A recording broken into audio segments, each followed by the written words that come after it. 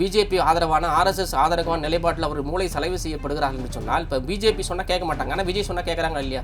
இப்போ பிஜேபி மனநிலையை வந்து விஜயாக பேசுகிறார். இதுதான் இங்கே வந்து பெரிய வந்து திருமாவளவன் அவர்கள் இன்னைக்கு சொல்லும் போது என்ன சொல்றேன்னா, எச் ராஜாவின் பேச்சு போல வந்து விஜய் இருக்கு அப்படின்னும் போது வேண்டுமென்றே விஜயை வந்து பாஜக போன்ற சாயல இருக்காருன்னு அவரை பிராண்ட் பண்ற மாதிரி இல்லையா? முழுக்க உயர்நீதிமன்றத்திலிருந்து உச்சநீதிமன்றத்தில் மாவட்ட கலெக்டர்லேருந்து எஸ்பிலேருந்து கீழ் பாழ்மர மக்கள்லேருந்து யாருமே வந்து மனிதனாக கூட மதிக்க தெரியாத ஒரு அருவருப்பான தலைவன் யாருன்னு சொன்னால் எச் ராஜா மட்டும்தான். செங்கோட்டையனுடைய பாட்ஷா அங்கே பலிக்குமானு தெரியாது. அவர் பேசுகிறார் தவிர இது விஜய் பேசுகிறார் தவிர அண்ணன் பேசுகிறார் தவிர அந்த அண்ணனுக்கான மரியாதையை கொடுப்பாரா? தன்னுடைய கூடுகிற கூட்டத்தை வைத்து தான் பேசுகிற வைரலாக ஆக வேண்டும் தான் பேசுகிறார். அவர் பேசுகிற ஸ்பீச்சே வந்து இவர் எல்லாம் ரெடிமேடாக வச்சுக்கிற ஸ்பீச் தான். நாம் இன்றைக்கி பேசுகிற இந்த ட்ராக் வந்து இன்றைக்கி ட்ரெண்ட் ஆகணும்னு சொல்லி தான் ஸ்பீச் பண்ணுறாங்க. ஜீ தமிழ் நியூஸ் நேயர்களுக்கு வணக்கம். நேற்று ஈரோட்டில் நடந்த விஜயின் அந்த பொதுக்கூட்டத்துக்கு பிறகு பார்த்தீங்கன்னா அவர் பேசிய பல விஷயங்கள் வந்து இப்போ வந்து மிகப்பெரிய அளவில் அரசியல் வட்டாரத்தில் ஒரு பரபரப்பையும் பேசு பொருளையும் ஏற்படுத்தியிருக்கு. இது குறித்து பல்வேறு விஷயங்களை நம்முடன் பகிர்ந்து கொள்வதற்காக விடுதலை சிறுத்தைகள் கட்சியின் மாணவர் அணி அமைப்பு செயலாளர் திரு நெப்போலியன் அவர்கள் இணைஞ்சிருக்காரு. அவர்கிட்ட பேசலாம். சார் வணக்கம். சார் வணக்கம். நேற்று வந்து விஜயின் பேச்சை வந்து பார்த்துருப்பீங்க. அவர் வந்து எப்போவுமே அவர் மேல் என்னென்ன குற்றச்சாட்டுகள்லாம் எதிர்கட்சிகள் வைக்குமோ அதுக்கு எல்லாத்துக்குமே பதிலடி கொடுக்கும் வகையில் பேசியிருந்தார். அவரின் பேச்சை நீங்கள் எப்படி பார்க்குறீங்க? இல்லை, பதிலடி கொடுக்கும் வகையெல்லாம் பேசலை. முன்னை விட இன்னும் கொஞ்சம் வந்து ஒரு வன்மத்தோடு பேசியிருக்காரு தான் நம்ம சொல்லணும். நம்ம விஜய் அவர்கள் வந்து ஒரு அரசியல் தனம் இல்லாமல் இன்னமும் அந்த வந்து திமுக என்கிற அந்த ஒரு புள்ளியிலிருந்து தான் அவர் அந்த தன்னுடைய பயணத்தை தொடர்கிறார் தான் பார்க்க தோன்றுகிறது. அவர் ஒவ்வொரு காலகட்டத்திலையும் வந்து அவர் வெளிப்படுத்திக்கிறார், தான் யாருங்கிறத வந்து வெளிப்படுத்திட்டு இருக்கார். மக்கள் வந்து விஜய் என்பவர் ஒரு பொதுவானவர் அப்படிங்கிற ஒரு கான்செப்ட்லாம் உடைச்சி இல்லை நான் வந்து பிஜேபிக்கு ஆதரவானவர், நான் வந்து பிஜேபியினுடைய துணை தேர்தல் டீம் அப்படிங்கிற எண்ணோட்டத்தில் தான் அவருடைய ஒவ்வொரு தேர்தல் பயணமும் எழுந்துகிட்ருக்கு. பாண்டிச்சேரியில் பேசுகிற போது அங்கே கூட்டணி கட்சியாக இருக்கிற ஆளுங்கட்சியாக இருக்கிற பிஜேபி எதிர்த்து ஒரு வார்த்தை கூட பேசாதவர் இங்கே வந்து திமுக கூட்டணியை திமுக ஆட்சியை அவ்வளவு வந்து வன்மத்தோடு பேசுகிறார். தீய சக்தி என்று சொல்லக்கூடிய அளவில் பேசுகிறார். இப்போ திமுகவே தீய சக்தி என்று சொன்னால் பிஜேபி என்ன அவர் சொல்லியிருக்கணும்? கொள்கை எதிரியை என்ன சொல்லியிருக்கணும்? அரசியல் எதிரியே தீய சக்தி என்ன பல்வேறு நலத்திட்டங்களின் மக்கள் நலன் சார்ந்து இன்றைக்கு வந்து களத்தில் இறங்கி மொழிபெயர் போராட்டங்களிலிருந்து களத்தில் இறங்கி போராடி இன்றைக்கி வந்து உரிமையை மீட்டெடுத்திருக்கிற ஒரு கட்சி இன்றைக்கி திமுக. இன்றைக்கி அதையே தீய சக்தி என்று சொல்லுகிறவர் இந்த தமிழனுடைய உரிமையை மறுக்கிற, தமிழனுடைய உரிமையை வந்து குழி தோண்டி புதைக்கிற, தமிழனுடைய பண்பாட்டை சிதைக்கிற பிஜேபியை அவர் என்னவாக பார்க்கிறாருங்கிறத எந்த விஷயம் சொல்ல மாட்டாங்க. எந்த மேடையாவது ஒரு மேடையிலாவது பிஜேபி பற்றியே பேசுவார்னு பார்த்தா, அந்த கொள்கை எதிரியை பற்றி பேசுவார்னு பார்த்தா ஒரு மேடையிலையும் அவர் பேசுவதற்கான வாய்ப்பு கிடைக்கல. அது எழுதி கொடுக்குறவங்களும் அப்படி எழுதி கொடுக்கலையாட்டுக்கு வெறுமனே திமுக தீய சக்தி தீய சக்தின்னு தான் பேசுகிறாரு தவிர அது வந்து எம்ஜிஆர் பேசுகிற அந்த சொல்லாடலுக்கும் தீய சக்தி என்று சொல்வதற்கும் ஜெயலலிதா என்று சொல்வதற்கும் ஒரு தனித்துவம் இருக்குது. அவங்க வந்து காரணத்தோடு பேசினாங்க, இது அரசியலுக்காக பேசலை. அவர்கள் அந்த யதார்த்தம் அப்போ நடக்கிற பிரச்சனைகளை மையப்படுத்தி பேசினாங்களே தவிர இப்போ அவங்க பேசுனது இவர் பேசுனது ஜெயிச்ச முடியுமா? இப்போ ஜெயலலிதா வந்து இது திமுக தீய சக்தின்னு சொன்னதால் அவர் ஓட்டு வாங்கினதை இதேமாதிரி இவர் ஓட்டு வாங்க முடியுமா? இப்போ இந்த முறையே முதல்ல தப்பு. அவர் தனக்குன்னு ஒரு ஐடென்டிஃபை உண்டு பண்ணாதவே போயிட்டு இருக்கார். விஜய் தான் இப்படி தான் அப்படிங்கிற ஒரு ஐடென்டிஃபை உண்டு பண்ணணும். அதுதான் தேர்தல் காலத்தில் வந்து ஜெயிக்கும். அதை விட்டுட்டு வெறுமனே வந்து திமுக தீய சக்தின்னு சொல்கிறது வந்து மக்களிடம் வந்து ஏளனமாக தான் பார்க்க தோணுங்கிறத தவிர அது வந்து வைரலாகும். அது பெரிய வந்து நீங்கள் இந்திய அளவில் வைரலாக கூட ஆகியிருக்கலாம். அதனால் அதில் எந்த பிரயோஜனமும் இல்லை. அவர் வந்து அவருடைய நம்பி வருகிற ஒரு செட்டாப் இளைஞர்களுக்கு ஒரு தவறான திசை வழி போக்கை காட்டி கொண்டிருக்கிறார். இது தமிழகத்திற்கு பெரிய ஆபத்து. எப்படி சீமான் வந்து ஒரு செட்டாப்பை வந்து ஒரு மக்களை வந்து ஒரு மாதிரி திசை திருப்புகிறாரோ அப்படி விஜய் ஒரு செட்டாப் இளைஞர்களை வந்து ஒரு திராவிட சிந்தாந்தனிலிருந்து ஒரு தமிழர் நலன் சார்ந்து சிந்திக்கிற மனநிலையிலிருந்து ஒரு வேறு மாதிரி ஐடென்டிஃபை கொண்டு போகிறாங்க. பிஜேபி ஆரிய சிந்தனை கொண்டு போகிற முயற்சிகள் வேலை நடக்குது. இது மறைமுகமாக நடக்குது. இது வந்து பிஜேபி ஆர்எஸ்எஸ் கும்பல்கள் திட்டமிட்டு விஜயையும் சீமான் போன்றவர்களையும் களத்தில் இறக்கி இருக்கிறது. அதில் விஜய் இன்றைக்கி வந்து வெளிப்படையாக தெரிகிறாரு, சீமானும் வெளியில் தெரிகிறாரு. ஆனால் விஜய் வந்து பேசுகிற பேச்சு என்பது ஆர்எஸ்எஸ்காரர்கள் எழுதி கொடுக்கிறதை அப்படியே மனப்பாடம் செய்து ஒப்பிக்கிறவராக இருக்கிறார். தான் சிந்தனையிலிருந்து மக்கள் களத்திலிருந்து மக்களுடைய வந்து வழிநடத்தலிலிருந்து அவர் எதையுமே வந்து தன்னுடைய வந்து பேச்சில் தெரியல. எல்லாமே வந்து மனப்பாடம் பண்ணி ஒப்பிக்கிற மாதிரி ஸ்பீச்சஸ் வந்து பேசுகிறார் தவிர இது வந்து காலப்போக்கில் மக்கள் தான் தேர்தலை முடிவு பண்ணணும், அவருடைய ஐடென்டிஃபை முடிவு பண்ணணும். அவருடைய ஒவ்வொன்றும் வந்து அவரை வெட்ட வெளிச்சமாக்கிக்கிறார். அதுதான் நம்ம சொல்லணும்.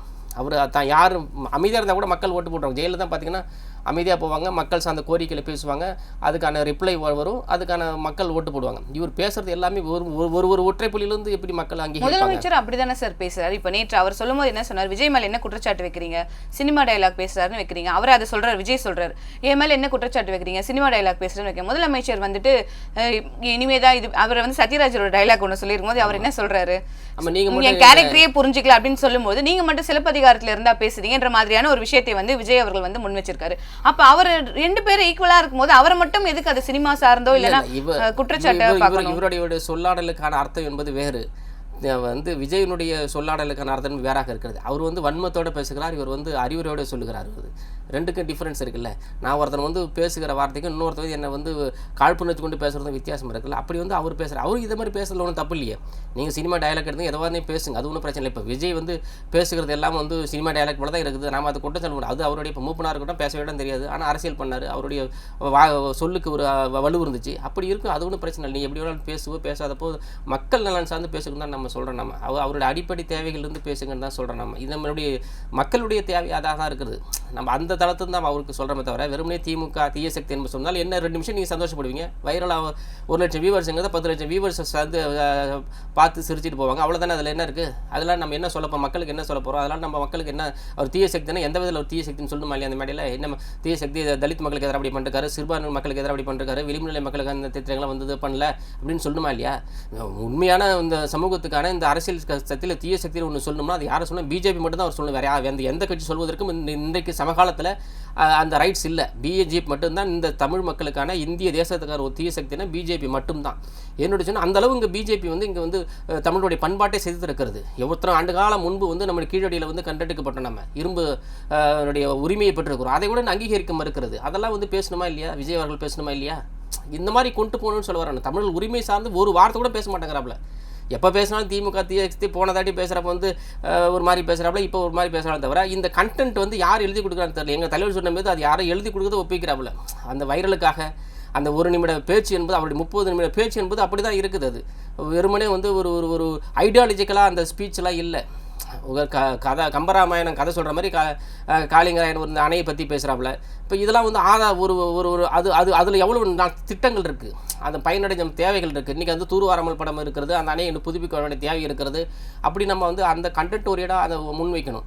இது முற்றிலுமாகவே ஒரு இன்னுமே செய்யலைங்கிறது மக்கள் அனுபவிச்சு தான் இருக்கிறாங்க. எல்லா திட்டங்களையும் மக்கள் அனுபவிக்கிறாங்க இல்லையா? இப்போ 100% மக்களில் வந்து 75% மக்கள் வந்து அரசினுடைய நலத்திட்டங்களை அனுபவிக்கிறாங்க. 25% செட்டப் மக்கள் வேணால் அனுபவிக்காமல் இருக்கலாம். அப்போ வந்து நம்ம அவங்களுக்கும் அந்த திட்டங்களை போய் சேருகிற மாதிரியான நம்மளுடைய கருத்துக்கள் இருக்குமே தவிர அவங்களுக்கும் போய் சேரக்கூடாது. 75 மக்களுக்கும் இந்த திட்டம் போய் சேரக்கூடாதுங்கிறதுல அவருடைய கருத்துக்கள்லாம் இருக்குது. அதெல்லாம் ஒரு தனி மாற்றிக்கணும்.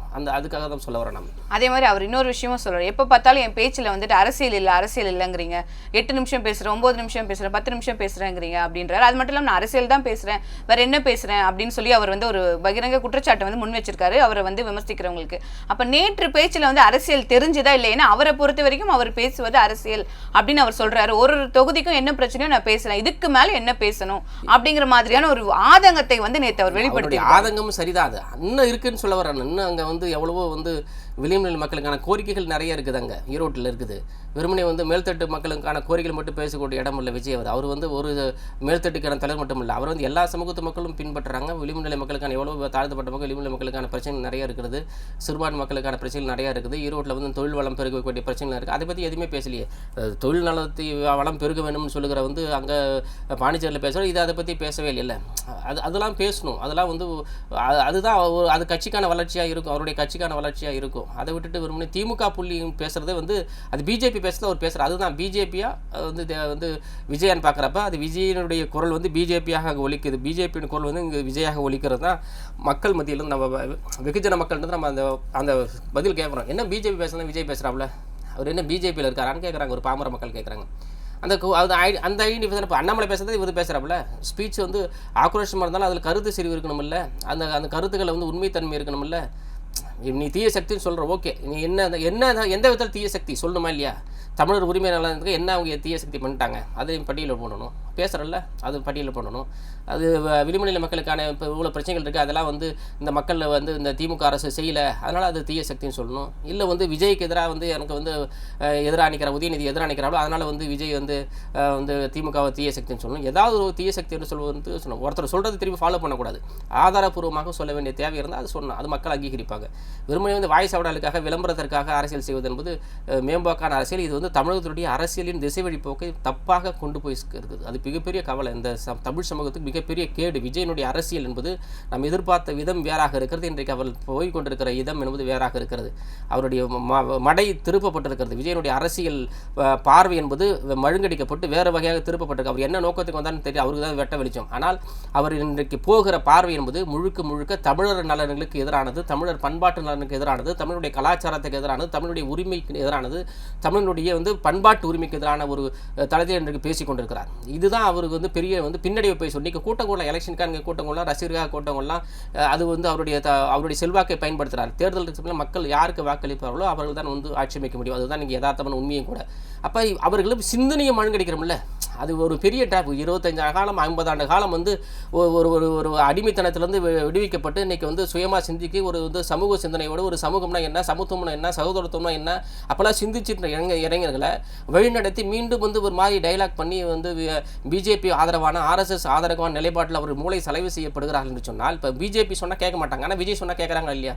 இப்போ பிஜேபி மனநிலையை விஜயாக பேசுகிறார். இதுதான் பெரிய நமக்கு கவலைக்கிடமாக இருக்கிறது. இது தமிழக அரசியல் மட்டுமல்ல, ஒட்டுமொத்த இளைஞர்களுடைய மனித வளத்தை பாழடிக்கிற ஒரு வேலையை விஜய் செய்து கொண்டிருக்கிறார். இதுதான் நம்ம வெட்ட வெளிச்சமாக தெரிகிறது. சரி, இப்போ வரப்போகிறது சட்டமன்ற தேர்தல் தான் வரப்போகுது. அதனால விஜய் திமுகவை எதிர்க்கிறாரு, தீய சக்தின்னு சொல்லி திமுகவை சொல்வதற்கான காரணம் சட்டமன்ற தேர்தல் வருது அப்படின்றது தான். பாஜகவை இப்போ எதிர்ப்பதற்கான அவசியம் அவருக்கு இல்லைன்னு கூட இருந்துக்குன்னு வச்சுக்கோங்களேன். இப்போ திருமாவளவன் அவர்கள் இன்னைக்கு சொல்லும் போது என்ன சொல்றேன்னா, எச் ராஜாவின் பேச்சு போல விஜய் இருக்கு அப்படின்னும் போது வேண்டுமென்றே விஜயை பாஜக போன்ற சாயல இருக்காருன்னு அவரை பிராண்ட் பண்ற மாதிரி இல்லையா? ஏன்னா அவர் சட்டமன்ற தேர்தலை நோக்கி போயிட்டு இருக்கும்போது அவரை பிஜேபின்னு சொல்லிட்டு பிராண்ட் பண்ற மாதிரியான ஒரு செயலை செய்றீங்களா? இல்ல உண்மை அதுதான். பிராண்ட்லாம் இல்லை. அவர் ஏற்கனவே மாதிரி ஐடென்டிஃபை ஆயிடுச்சு. அவரை இனிமேல் அவரே நினைச்ச கூட அதை மாற்றிக்க முடியாது. விஜயால கூட மாற்றிக்க சூழல் தான் இன்னைக்கு எழுத நிற்குது. ஏன்னா கரூர் சம்பவத்திற்கு பிறகு அவருடைய மனநிலை சுத்தமாக மாறி, அதுக்கு முன்னாடி கூட ஏதோ மனநிலை இருந்திருக்கலாம். அதுக்கப்புறம் முழுக்க இன்னைக்கு மத்திய அரசின் கட்டுப்பாட்டில் தான் விஜய் இயங்குறார். அவர் மீது சிபிஐ அந்த வழக்கு இருக்கிறது. இப்போ தமிழக அரசு கூட அந்த வழக்கு நடத்தல, சிபிஐ நடத்துறாங்க. அதனால் அந்த வழக்கு எந்த வேகமெல்லாம் மாறும். விஜய் நாளை கூட குற்றவாளியாக கூட அறிவிக்கப்படலாம். அதெல்லாம் பயந்து தான் அரசியல் செய்ய வேண்டிய சூழ்நிலை இன்னைக்கு விஜய்க்கு இருக்குது. விஜய் கட்சின்னு இருக்குது, அங்கே இருக்க மாவட்ட செயலாளர் இருக்கிறது.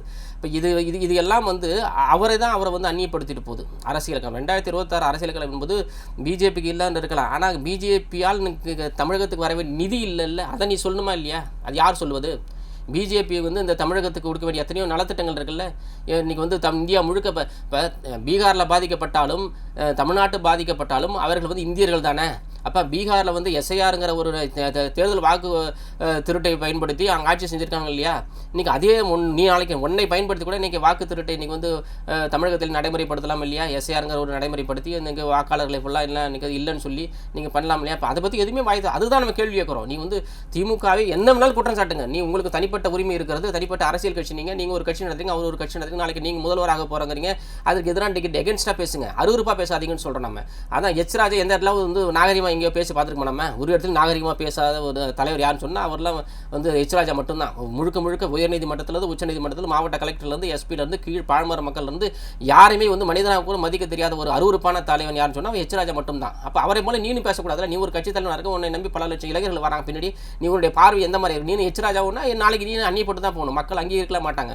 கூட்டம் கூடுவதால் அங்கீகரித்துட்டார் நினைத்தால் அவருடைய ஒரு மாதிரி எண்ணம் தானே தவிர அது அப்படி நடக்காது. தமிழகத்தில் அப்படி நடக்காது. அது நடக்குதுன்னு நாங்களும் விட மாட்டோம். ஏன்னா மக்களை அங்கே அரசியல்படுத்தி கொண்டிருக்கிறோம். மக்களை சுயமாக சிந்திக்கிறதுக்கு கற்றுக் கொடுத்து கொண்டிருக்க இயக்கங்கள் தான் இன்றைக்கி தமிழகத்தில் இருக்கிறது, இன்றைக்கி இந்திய கூட்டணியில் இருக்கிறது. அதெல்லாம் எவ்வளவு தான் மூளை செலவை செய்து பிஜேபிக்கு ஆதரவான மனநிலை கொண்டு வந்தாலும் அந்த மூளை செலவை செய்யப்பட்ட இளைஞர்களை நாங்கள் பக்குவமாக அவர்களை அறிவு புகட்டி நாங்கள் எங்கள் பக்கம் கொண்டு வருவதற்கான நாங்கள் செயல் திட்டங்களை அறிவிப்போம் தவிர நீ என்ன வேணாலும் பேசிட்டு போகலாம். அதை நாங்கள் பயப்பட போகிறதில்லை.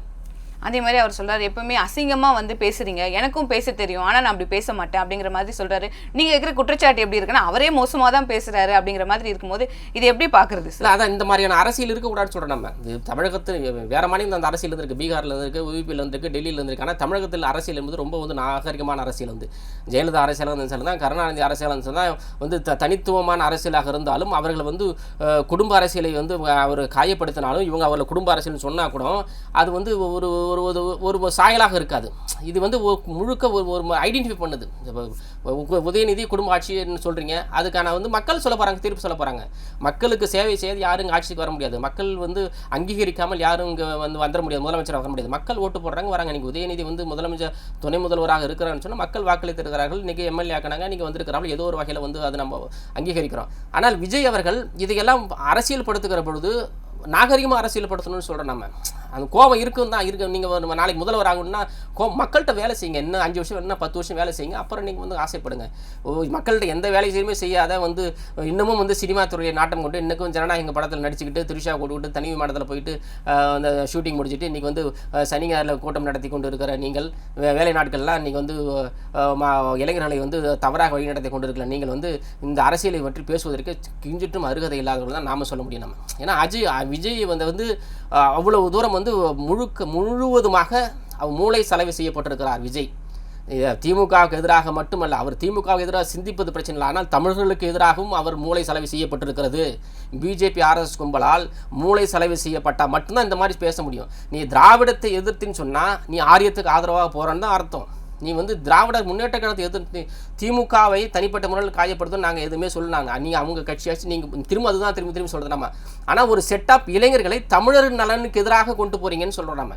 விஜய் என்பவர்கள் முழுக்க ஒரு சமூக பிளவை ஏற்படுத்துகிறார். நான் சுயமாக சிந்திக்கக்கூடிய இளைஞர்களை RSS பிஜேபி சித்தாந்தத்துக்குள் உள்வாங்கி சிந்திக்கக்கூடிய மனநிலைக்கு அவர்களை உள்வாங்கக்கூடிய தேவைக்கு இவர் கொண்டு போயிட்டு இருக்கார் விஜய். இது ஆபத்தானது. அவர் 2026 தேர்தலுக்கு பேசட்டும், அது ஒன்றும் பிரச்சனையே இல்லை. நீ வந்து திமுகவை பேசுங்க, டார்கெட் பண்ணுங்க. ஆனால் திமுக ஆட்சியாக இருந்தாலும் சரி மக்கள் அங்கே பாதிக்கப்படுறாங்களா இல்லையா? அங்கே உனக்கு இந்த திமுக கூட்டத்தில் இருந்தால் கூட திமுகவில் இருந்தால் கூட ஒரு சாதாரண பிரஜை உனக்கு வாக்களிக்கிறாங்க இல்லையா? அந்த சாதாரண பிரஜை இணைக்கிற முதலமைச்சர் தானே இன்றைக்கி MK ஸ்டாலின் அவர்கள், தளபதி அவர்கள். அப்போ அவர்கள் அந்த பாதிக்கப்பட்ட மக்களுக்காக நீ குரல் கொடுக்கணுமா இல்லையா? பாதிக்கப்பட்ட மக்களுடைய பிள்ளைகள் வந்து பள்ளிக்கூடத்தில் வந்து கல்வி நிதி தராமல் மத்திய அரசு தடுக்குதா இல்லையா? இங்கே கூட பொருளாதாரம் வந்து முழுவதும் சீரழிக்கப்பட்டிருக்குதா இல்லையா? GST வராமல் இருக்குதா இல்லையா? எவ்வளவோ நலத்திட்டங்கள் மத்திய அரசுக்கான திட்டங்கள் இங்கே கிடைக்காமல் இருக்குதா இல்லையா? அப்போ அதெல்லாம் யார் கேட்பா? ஓட்டு மட்டும் வேணும்.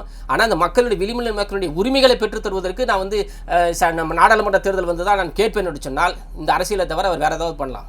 சரி, இப்போ செங்கோட்டையன் அவர்கள் வந்த பிறகு பார்த்தீங்கன்னா நேற்றைய அந்த பொதுக்கூட்டமானது பார்த்தீங்கன்னா ரொம்ப வெல் ஆர்கனைஸ்டாக நடந்திருக்கு. இதுக்கு முன்னாடி வந்து பார்த்தீங்கன்னா ரொம்ப மோசமாக இருக்கும். ஆனால் நேற்று வந்து விஜய் அதே மாதிரி எப்போவுமே சொல்லாத ஒரு விஷயமும் பண்ணியிருக்காரு. என்னென்னா இப்போ கூட்டம் முடிச்சு போகும்போது பத்திரமா போங்க அந்த மாதிரியான அறிவுரை கொடுக்கறதா இருக்கட்டும், ஒருத்தர் அந்த ஸ்பீக்கர் பாக்ஸில் ஏறி இருக்கும்போது இறங்குங்க சொல்கிற மாதிரியான விஷயங்கள் இருக்கட்டும்.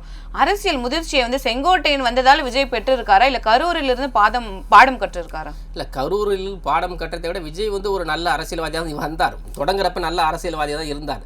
அவர் வந்து தப்பான வகையில் வழி நடத்துகிறாங்க தான் நம்ம சொல்ல முடியுமே தவிர.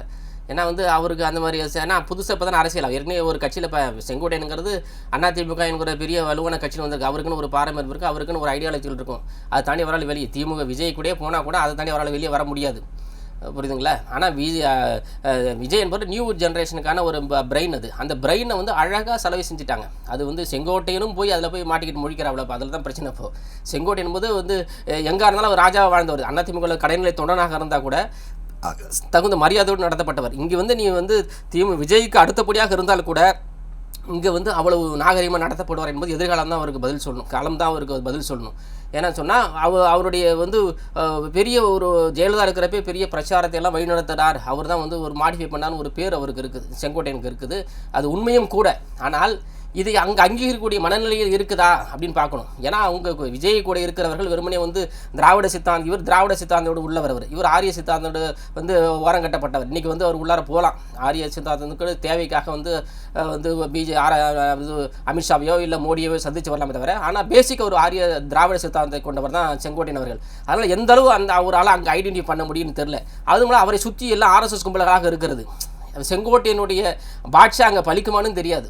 அவர் பேசுகிறாரு தவிர வந்து விஜய் பேசுகிறாரு தவிர அண்ணன் பேசுகிறாரு தவிர அந்த அண்ணனுக்கான மரியாதையை கொடுப்பாரா, அந்த அண்ணனுடைய வந்து கொள்கை திட்டங்களை ஏற்றுக்கொள்வாரா, அது என்ன அவர் தான் முடிவு பண்ணாமல் அது செங்கோட்டையன் தான் வந்து களத்தில் பார்ப்பார், என்ன நடக்க போகுதுன்னு பார்ப்பார். அதிமுகவை பொறுத்த வரைக்கும் அவங்க எந்த பொதுக்குழுவாக இருக்கட்டும் இல்லை மாநாடு எது போட்டாலும் ஜேஜேன்னு கூட்டம் இருக்கும், லட்சக்கணக்கான தொண்டர்கள் வருவாங்க. ஆனால் இன்னைக்கு செங்கோட்டையன் அவர்கள் பேட்டியில் சொல்லும்போது வந்து நேற்று வந்து 1 லட்சம் பேர் வந்தாங்கன்றத ஒரு பெருமையாக சொல்றாரு. விஜய் வந்து பெருமையாக பேசும்போது இது வந்து அரசியலுக்காக அவர் இப்படி, ஏன்னா இப்போ இதை பார்க்கும் பொழுது வந்து நேற்று வந்து விஜய் அவர்கள் சொல்லும்போது இவரை மாதிரி நிறைய பேர் வருவாங்க அப்படின்னு சொல்லும்போது அவருக்கு நேற்று நீங்கள் சொன்ன மாதிரி தான் ஒன்றும் பெரிய அளவுலலாம் நேற்று வந்து அவருக்கு வந்து பெரிய அங்கீகாரம்னா செங்கோட்டையன் அவர்களுக்கு கிடைச்ச மாதிரி தெரியல. விஜயும் ஒரே இடத்துல மட்டும் தான் அவரை பற்றி குறிப்பிட்டு பேசியிருந்தாருன்னு போது இது அவருக்கு தெரியாம ஏன் தொடர்ந்து வந்து அவர் இப்படி நடந்துக்கணும்? ஏன்னா 1 லட்சம் பேரை பார்த்த ஒரு அதிமுக போன்ற ஒரு பிரம்மாண்ட கட்சியிலிருந்து வந்த ஒருத்தர் 1 லட்சம் பேர் இருக்கக்கூடிய கூட்டத்தை இப்படி புகழ்ந்து பேசுவதை எப்படி பார்க்கறது? அது அரசியலுக்காக தான் பேசுறாரு. அவர் வந்து விஜய் என்கிற ஒரு தனிநபர் அரசியலை தூக்கி பிடிக்க வேண்டும் என்கிற அடிப்படையில் தான் பேசுறாரு தவிர அவர் அவ்வளோ பெரிய மாசு கூட இதை விட பெரிய மாசுலாம் அதிமுக செங்கோட்டையனே போய் நாளைக்கு நின்னா கூட ஈரோடு அவ்வளோ மக்கள் வரும். விஜய் வந்தாக மட்டும் இல்லை, தனிப்பட்ட முறையில் செங்கோட்டையனால் மட்டுமே அந்த இடத்துல அவ்வளோ லட்சம் மக்களை திரட்டுவதற்கான வல்லமை படைத்தவர் தான் செங்கோட்டையன் அவர்கள். ஏன்னா அந்த அளவுக்கு ஒரு மாஸ் லீடர், அந்த நிறைய முறை வந்து எம்எல்ஏ ஜெயிச்சிருக்காரு, அமைச்சராக இருக்கிற அந்த மக்களுக்கு நிறைய நலத்திட்டங்கள் செஞ்சிருக்காரு. அதனால் வந்து அவருடைய வார்த்தை சொல்லி அவருக்கு தான் அது இழுக்குது. இந்த விஜயால் இவ்வளோ பேர் 1 லட்சம் பேர் திரண்டாங்கன்னு சொன்னால் அது அவருக்கு தான் இழுக்கு, செங்கோட்டையனுக்கு தான் இழுக்கு, விஜய்க்கு இழுக்கு இல்லை. அது பெரும்பாலானவர்கள் வந்தவர்களும் அதிமுக காரில் தான் இருப்பாங்க. ஏன்னா அவ்வளோ தூரம் அவர் அங்கே வேலை செஞ்சிருக்காப்புல, அவர் ஃபாலோவர்ஸ் நிறைய பேர் வந்திருப்பாங்க. அதெல்லாம் தான் அங்கே வந்து பெரிய ஒரு மாசாக நமக்கு தெரியுது தவிர அங்கே வந்தவர்கள்லாம் வெறுமனே வந்து விஜய்க்கானவர்கள் மட்டுமே சொல்லிவிட முடியாது. ஏன்னா அவருக்குன்னு ஒரு ஃபாலோவர்ஸ் இருக்காங்க, செங்கோட்டையன் ஒரு ஃபாலோவர்ஸ் இருக்கிறாங்க. அதாவது விஜய் அவர்கள் செங்கோட்டையனை எப்படி பார்க்க போகிறாருன்னு தான் பிரச்சனை. அதை தான் இப்போ அடுத்த இணைய போகிறவங்க இணைவாங்க அந்த கட்சியில். ஏன்னா இப்போ வந்து அதான் திரும்ப அதான் சொல்கிறது, அவர் விஜய் சுற்றி ஒரு பெரிய வலைப்பின்னல் இருக்குது, பிஜேபி ஆர்எஸ்எஸ்க்குள்ள பெரிய வலைப்பின்னல் இருக்குது. அவருக்கு தெரிஞ்சுன்னு இருக்கும், தெரியாமலும் இருக்கும். அதுதான் அவரோட பிஜேபி ஆர்எஸ்எஸ்க்குடைய பெரிய வலிமை. அதுதான் நான் உங்களுக்கு பின்னாடினா நான் ஆர்எஸ்எஸ் சார்ந்தனுடைய இருப்பேன் நான். ஆனால் வந்து நான் பொதுவானமே தெரிவேன் நான். ஆனால் நான் சொல்லுகிற பொழுது நான் திணிக்கிற பொழுது உங்கள்கிட்ட ஆர்எஸ்எஸ் சித்தாந்தத்தோடு விளிம்புநிலை மக்களின் குறைகளையும் நிவர்த்தி பண்ணுற மாதிரி சொல்லுவேன் தவிர அதனால் கடைசியில் போய் ஆர்எஸ்எஸ் சித்தாந்தத்தில் முடிவில் போய் நமக்கு இந்த விளிம்புநிலை மக்களுக்கு எதிராக தான் போய் முடியும். அப்படி தான் அவர்கள் சிந்திக்கக்கூடியவர்கள். அப்படி தான் வந்து விஜயை சுற்றி இருக்கிற பிம்பங்கள் ஃபுல்லாக பிஜேபியினுடைய பிம்பங்கள் தான் இருக்கிறது. பிஜேபியினுடைய நிழல் தான் விஜயை சுற்றி கொண்டு இருக்கிறது. இதில் செங்கோட்டையன் மட்டும் போய் வந்து அதெல்லாம் மடைமாற்றி விட முடியாது. அது வந்து மடைமாற்றினாலும் அங்கே அவர் தான் அப்புறப்படுத்தப்படுவார். செங்கோட்டையன் இங்கே எப்படி அதிமுக வந்து அவர் யாரும் வெளியே அனுப்பல, அவரே வெளியே போயிட்டாவில். அப்படி வந்து இவரும் அங்கேருந்து தானே ஐசோலேஷனே வெளியே வருவார தவிர தேர்தல் முடிஞ்சுன்னா அதெல்லாம் தெரிஞ்சிடும். விஜய் வந்து யார் என்னன்னு தெரிஞ்சிட போகுது, மக்கள் தெரிஞ்சிட போகுது, எவ்வளோ பேர் வாக்களிக்க போகிறாங்க, யார் ஆட்சி அமைக்க போகிறாங்களோ மக்கள் வந்து வழிகாட்டிடுவாங்க. இப்போ அதற்கு முன்பு இதெல்லாம் வந்து மக்களை அணியப்படுத்த வேண்டியது தேவையாக இருக்குதா? தமிழர் நலன் சார்ந்து அணியப்படுத்த வேண்டிய தேவை இருக்கிறது. அது செங்கோட்டையன் போன்றவர்களும் அங்கே போய் இணைந்திருப்பது என்பது வந்து தமிழர்களுக்கு எதிராக தான் அவர் போய் முடியும். அது இப்போ அதே மாதிரி பார்த்தீங்கன்னா நேற்றைய கூட்டத்தில் வந்து விஜய் பேசும்போது திமுகவை மிகப்பெரிய அளவில் தாக்கி பேசியிருந்தார். நிறைய விஷயங்களை வந்து ரொம்ப டைரெக்டாக அட்டாக் பண்ணியிருந்தாங்க. இந்த விஷயங்கள்லாம் வந்து யங்ஸ்டர்ஸ் கிட்ட போய் ரீச் ஆகும்போது தேர்தலில் வந்து நீங்கள் அவங்களோட கூட்டணியில் இருக்கீங்கிறதால இப்போ தேர்தலில் வந்து இதெல்லாம் வந்து வாக்கை வந்து அவங்களுக்கு ஏதாவது பாதிப்பை ஏற்படுத்துமா? திமுகவுக்கு விஜயின் பேச்சு திமுகவுக்கு பலமா இல்லைனா பாதிப்பு தானா? இல்லை, விஜயனுடைய பேச்சு என்பது திமுகவிற்கு பலம்னு சொல்ல முடியாது, பலவீனம்னு சொல்ல முடியாது. அது நம்ம வந்து அது வந்து அவர் அதான் சொல்கிறல, ஒரு செட் ஆஃப் இளைஞர்களே அவர் தப்பாக வழி நடத்துகிறார். அதுதான் உங்களுக்கு முன்கூட்டியே அதுக்கான இங்கே கேள்விக்கான பதிலாகவும் முன்ன சொன்னேன் நான். அப்படி இளைஞர்களை நல்வழிப்படுத்த வேண்டிய பொறுப்பு எங்களுக்கு இருக்கிறது, திமுக கூட்டணிக்கு இருக்கிறது, திமுகவுக்கு இருக்கிறது. இப்போ அதனால் வந்து அப்படி இளைஞர்களை இதேமாதிரி விஜயனுடைய கேரக்டர்ஸ் இது தான். விஜயனுடைய உண்மைத்தன்மை வெளிப்பட்டுரும், தேர்தலில் போய் வெளிப்பட்டுரும். இப்போவே ஒன்றா வெளிப்பட்டு இருக்கு. விஜயனுடைய தொடக்க புள்ளி வேறு மாதிரி இருந்து இன்றைக்கி வந்து போய்கிட்டு இருக்க புள்ளி வேறு, முடிகிற புள்ளி வேறு மாதிரி தான் இருக்கும். அப்படி தான் அவருடைய அரசியல் பயணம் போய் அவன் இல்லைன்னா அவர் அரசியல் நிற்க முடியாது. ஏன்னா அவர் போய் வேறு ஒரு வழக்கு உள்ளார இருக்கும், இடி ரைடு அந்த ரைடு இந்த ரைடு ஏதோ ரைட் போட்டு அதை விட்டு மற்ற ஃபேமிலியாக காலி பண்ணிவிடுவாங்க, ஏதோ ஒரு பிளாக்மெயில் பண்ணுவாங்க மத்திய அரசு. அதெல்லாம் பயந்துக்கிட்டு தான் அரசியல் செய்கிறாரு. இல்லைன்னு சொன்னால் ஒரு முறை ஒரு காமனான மேனாக இருந்தால் 2 பேர்த்தையும் எதிர்க்கணும். அதுதான் ஒரு நாகரிகமான அரசியல். மத்திய அரசு எதிர்க்கணும், மாநில அரசு எதிர்க்கணும். நீ சட்டமன்றமாக இருந்தால் மாநிலம் இருந்தால் நாளைக்கு பிஜேபி தான் இன்றைக்கி இருக்குது. அவருக்கு போட்டியை வந்து திமுகவுக்கு எதிராக யார் இருக்கான்னு தான் போட்டியை தவிர அவர் வந்து டார்கெட் பண்ணுறது வந்து திமுகவை டார்கெட் பண்ணல, அவர் அதிமுகவை டார்கெட் பண்ணுறாரு. டேய் நான் தாண்டா திமுகவுக்கு எதிரி, நான் தான் கொண்டு போகிறாரு. அப்போ வந்து திமுகவுக்கும் வந்து தாவேகாவுக்கும் எதிரி என்பதை விட தாவேகாவுக்கும் அதிமுகவுக்கும் தான் அங்கே போட்டி. அந்த கூட்டணிக்குள்ளே தான் போட்டி. யார் வந்து திமுகவுக்கு எதிராக நிற்கிறாங்கன்னு தான் போட்டி வருவார். அதுதான் 2 பேரும் மாற்றி மாற்றி வந்து திமுகவை குறை சொல்லுகிற வேலைகளே நடந்து கொண்டிருக்கிறது. மக்கள் 100க்கு 100% வந்து அரசியலை நன்கு உணர்ந்த மக்கள், தமிழக மக்கள். நீங்கள் எவ்வளவு தான் சொன்னால் கூட தேர்தல் வாக்களிக்கிற பொழுது அவர்கள் மனநிலை யோசித்து சிந்தித்து யார் வர வேண்டும் என்று முடிவு செய்யக்கூடிய நபர்கள். எத்தனையோ ஆயிரம் கொட்டி கொடுத்தாங்க. பர்கூர் தொகுதி ஜெயலலிதா தோந்து தான் போனாங்க.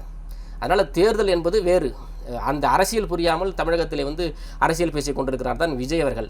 தன்னுடைய கூடுகிற கூட்டத்தை வைத்து தான் பேசுகிற வைரலாக ஆக வேண்டும் தான் பேசுகிறார். அவர் பேசுகிற ஸ்பீச்சே வந்து இவர் எல்லாம் ரெடிமேடாக வச்சுக்கிற ஸ்பீச் தான். நாம் இன்றைக்கி பேசுகிற இந்த ட்ராக் வந்து இன்றைக்கி ட்ரெண்ட் ஆகணும்னு சொல்லி தான் ஸ்பீச் பண்ணுறாங்க. அது வந்து அது சந்தோஷமாக இருக்குமே தவிர, நம்ம வந்து திமுக கட்சியை நம்ம தீய சக்தின்னு சொல்லிட்டோங்கிற ஒரு மன நிம்மதி இருக்குமே தவிர, ஒரு ஆத்மா திருப்தி இருக்குமே தவிர, அது வந்து மக்கள்கிட்ட வந்து ஒரு பெரிய வந்து ஒரு மாயை உருவாக்கிட்டு இருக்குது. விஜய் பற்றிய ஒரு மாயை உருவாக்கிட்டு இருக்குது. என்ன எப்போ பார்த்தாலும் மக்களை கேள்விக்க மாட்டாங்களா, என்ன எப்போ பார்த்தாலும் விஜய் திமுகன்னு சொல்லிட்டு இருக்காருன்னு சொல்லி அவர் திமுகவின் மீது ஒரு நன்மதிப்பை இவர் தான் ஏற்படுத்தி கொண்டிருக்கிறார். ஒரு சட்ட மக்கள் வந்து ஒரு திமுகங்கிற ஒரு பேக் இருந்தால் கூட இவர் சொல்லுவது அவர்கள் நியாயப்படுத்துவார்கள் வருங்காலத்தில். ஏன்னா ஆய்வு பண்ணுவாங்கள்ல, காமனாக இருக்கிறவங்க வந்து பார்ப்பான்ல, எது உண்மை எது பொய்ன்னு பார்க்குறான்ல. எத்தனையோ திட்டங்கள் தமிழக நலன் சார்ந்த திட்டங்கள் தமிழகத்தில் நடந்து தானே இருக்குது. இவ்வளவோ நிதி நெருக்கடியிலும் திமுகவினுடைய முதல்வர்கள் நிறைய திட்டங்களை செய்து கொண்டு இருக்கிறார்கள். நிறைய திட்டங்கள் வந்து இன்றைக்கி வந்து மத்திய அரசினுடைய வந்து வழிகாட்டுதல் இல்லாமல், மத்திய அரசினுடைய நிதி இல்லாமல் தான் இன்றைக்கி நடத்திட்டு இருக்காங்க. இப்போ இதெல்லாம் நம்ம பாராட்டணும். பெரிய கொரோனா நெருக்கடிக்கு அப்புறம் இந்த தமிழக நாடு வந்து இவ்வளோ தூரம் வந்து முன்னேறி இருக்கிறது, இவருடைய ஜிடிபியில் இவ்வளோ தூரம் முன்னேறி இருக்கிறது பெரிய சாதனை. இதெல்லாம் வந்து பாராட்டணும். நம்ம இதெல்லாம் பாராட்டலைன்னா இது வந்து தமிழர்களுக்கு எதிராக சிந்திச்சோம்னு சொன்னால் அது நம்ம தமிழகத்துக்கு தான் பெரும் கேடு. கண்டிப்பாக சார். இவ்வளோ நேரம் என்னோட பல்வேறு கேள்விகளுக்கு பதில் அளிச்சிங்க. நன்றி சார். நன்றி.